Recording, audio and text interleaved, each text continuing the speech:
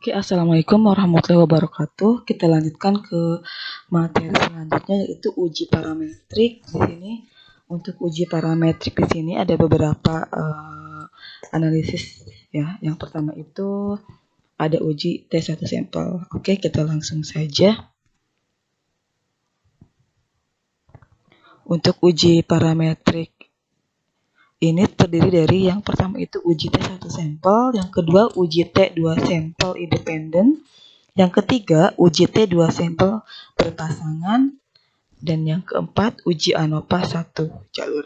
Ini yang bakal kita pelajari di uji parametrik. Oke, langsung saja kita ke modul. Di sini untuk modul yang perlu kalian nanti pelajari yaitu pertama itu pengujian hipotesis parametrik.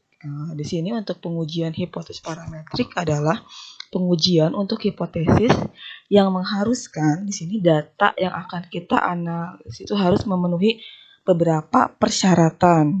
Di sini persyaratannya apa aja? Oke, kita pelajari.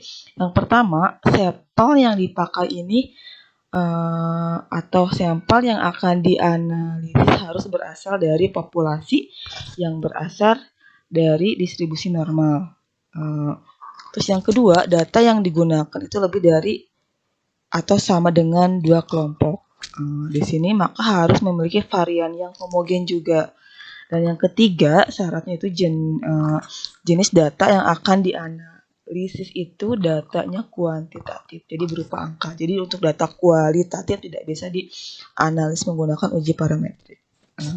Terus di sini juga ada batas minimal jumlah sampelnya itu 30 sampel, sehingga penelitian sebelumnya harus melakukan uji parametrik.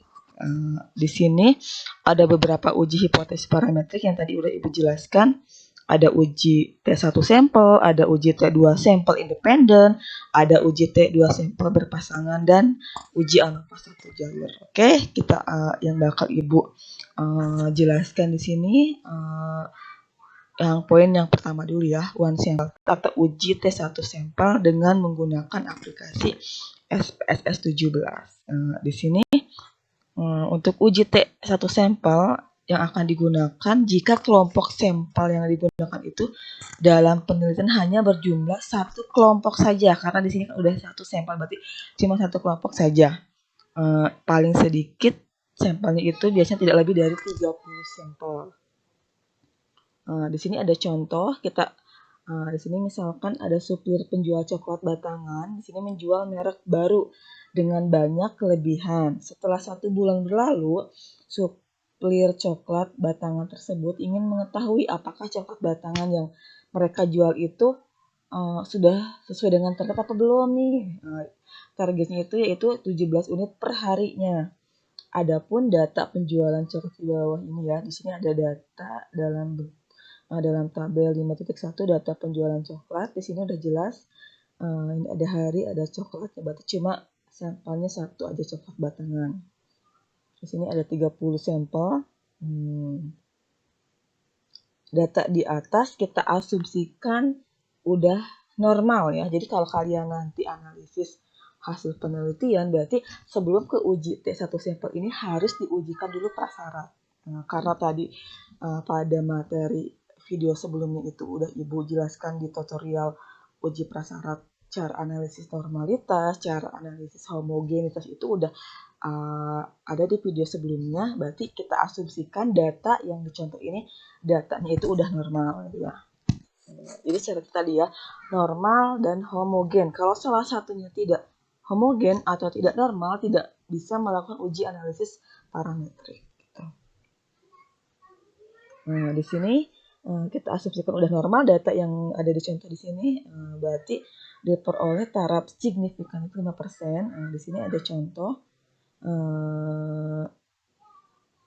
data sudah diasumsikan normal sehingga pengujian normalitas tidak perlu dilakukan ya. Di sini ada A-nya itu merupakan hipotesis penelitian, H0-nya rata-rata penjualan coklat batangan per hari sama dengan 17 unit, dan H1-nya rata-rata penjualan coklat batangan per hari tidak sama dengan 17 unit. Di sini ada rumus statistiknya. Sini seperti ini ya. H0 mu sama dengan 17 dan H1 mu tidak sama dengan 17. Di sini yang kedua, menentukan nilai signifikannya itu misalnya alfanya itu 5% atau sama dengan 0,05.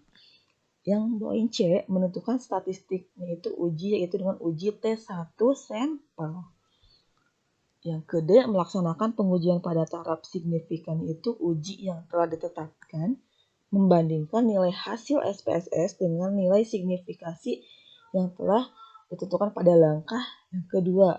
Di sini ada pengujian, kriteria uji yang digunakan itu H0 ditolak jika nilai signifikan itu lebih kecil daripada 0,05 atau H0-nya diterima jika nilai signifikasinya lebih besar dari 0,05. Baru setelah itu menuliskan kesimpulan. Oke, langsung ke langkah-langkahnya ya untuk menganalisis dari uji satu sampel atau one sample test ini dengan menggunakan aplikasi SPSS versi 17 itu. Langkah pertamanya kalian harus seperti biasa diatur dulu di variabel view-nya. Di sini ada kasus, berarti untuk name itu diisikan dengan variabel coklat batangan. Untuk tipenya karena di sini angka numberic, udah jelas pasti numberic, kolom width-nya diisi dengan 8, kolom desimalnya diisi dengan 0, kolom label diisi dengan penjualan coklat batangan, dan kolom use-nya diisi dengan sel. Seperti ini. Kita langsung praktekkan aja, bisa lebih jelasnya lagi ada di modul pada tabel 5.2 ya. Oke, coklat batangan ya untuk name-nya itu. Oke, variable view. Ini atur dulu variable view-nya.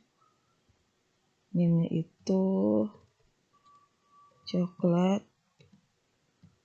batangan. Gue lupa.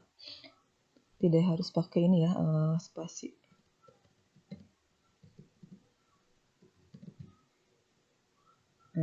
Tadi itu kita kembali lagi. Tipenya numeric, width-nya 8. Labelnya itu penjualan coklat batangan.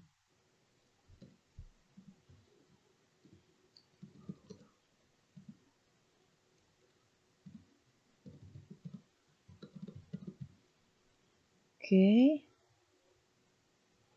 Value-nya non, misinya non juga. Oke, udah sesuai ya. Berarti langkah selanjutnya yang kalian harus lakukan yaitu pindahkan kursor pada jendela data view seperti biasa ya, seperti analisis data yang sebelumnya. Berarti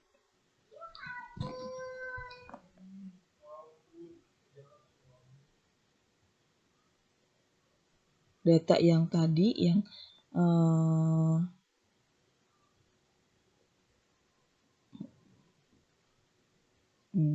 inputkan data hasil penjualan coklatnya gitu ya. Oke, kita ke data view coklat batangan ya. Berarti nanti biar cepat ibu ini udah di inputin datanya ke Excel. Coba kita copy, mudah-mudahan bisa ya. Soalnya ada yang harus diketik manual, ada yang bisa di copy. Oke, kita copy. Bisa ya. Nah, setelah itu, setelah kalian input ke aplikasi SPSS-nya, langkah apa sih? Setelah itu baru kalian simpan dengan nama uji T1 sampel ya. Klik menu analis, lalu pilih kompremen. Satu-satu dulu ya biar analis. Ada nggak kompremen? Di sini yang dipilih tadi kan one sample test ya, berarti yang ini yang paling atas. Kita klik, muncul seperti ini tampilannya. Kita lihat samakah sama tabel 5.4. 5.5 ya ini ya. Setelah itu akan muncul kotak dialog one sample test. Masukkan variabel coklat batang ke dalam test sampel variabel S-nya. Oke, klik. Kita masukkan ke test sampel variabel S ya. Langkah selanjutnya apa lagi, Bu? Oke, kita balik lagi ke modul. Biar lebih paham, tidak salah analisis, berarti selanjutnya klik option, sehingga akan muncul kata dialog option. Dalam kasus ini, yang akan digunakan itu 95% ya, atau alfanya 5%. Sesuai yang telah ditentukan. Setelah itu baru pilih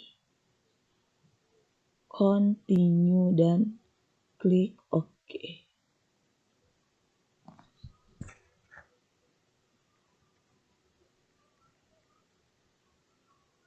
Option kita samakan.